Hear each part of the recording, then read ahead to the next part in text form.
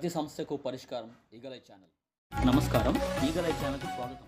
300 యూనిట్లు నెలకు కరెంట్ ఉత్పత్తి చేసుకునే ఏర్పాటు మీకు కూడా ఇస్తాం. 78,000 రూపాయలు సబ్సిడీ ఇస్తాం.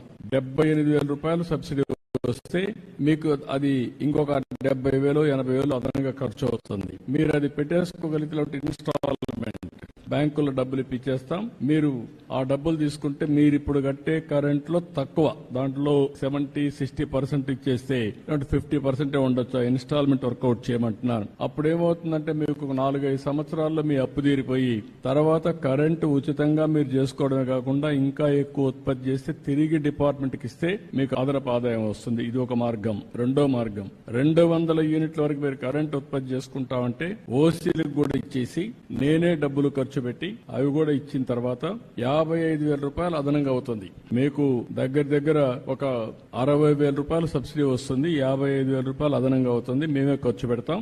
మీకు మిగిలిన కరెంటు మాకు ఇస్తారు. ఆ కరెంటు నెల వారీగా లెక్కేసుకుని మీకు చెప్తా ముందుగా ఇంత వచ్చిందని. దానిపైన 3 ఏళ్ళు 4 ఏళ్లలో మీ అప్పు తీరిపోతుంది. ప్రస్తుతం ఉచితంగా కరెంట్ వస్తుంది. 3-4 ఏళ్ల తర్వాత మీకు అదనపు ఆదాయం వస్తుంది. మళ్ళీ దాని మీద మీరు డబ్బులు ఒక్క పైసా లేకుండా మీకు అదనపు ఆదాయం వచ్చే విధంగా చేస్తాం.